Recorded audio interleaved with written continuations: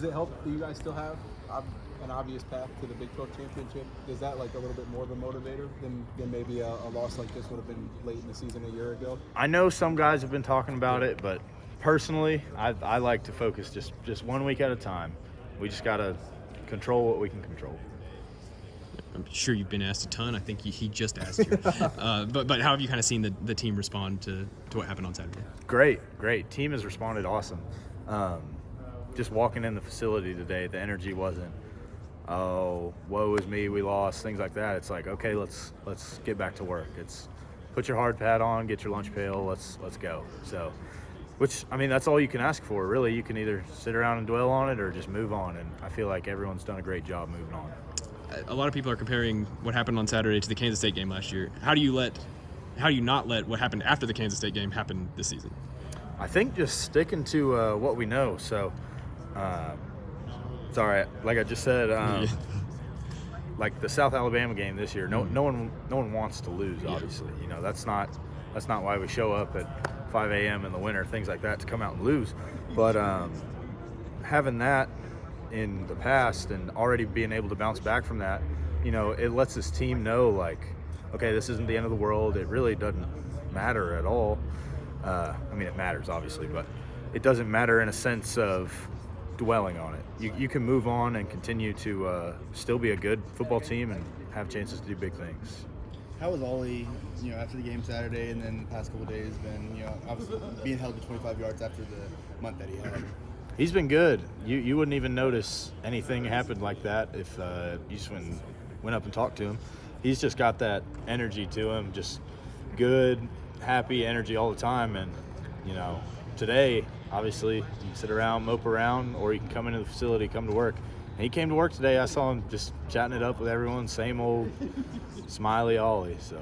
Have you ever played with a guy like that's able to just kind of, we see him, you know, he gives you all a hard time, y'all giving interviews, or, you know, he's loud, he's happy. Have you been around a guy that's that charismatic? Not that I can think. I feel like I have, but not that I can think of off the top of my head. So, it's awesome having him around. I mean, he just uses personality. Yeah, it's a blast. Does that help in weeks like this when you are just trying to like flip the switch and get prepared for the next game?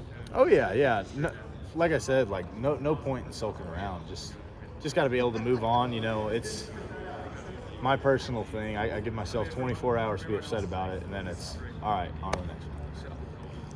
Do you feel like there was? I mean, there was talk on social media and stuff about possibly a Bedlam hangover or a big game letdown. Do you think that kind of played a factor in Saturday's approach? Honestly, no, I don't. I feel like we came out, we had a okay Tuesday practice, not as good as we've had in the past few weeks.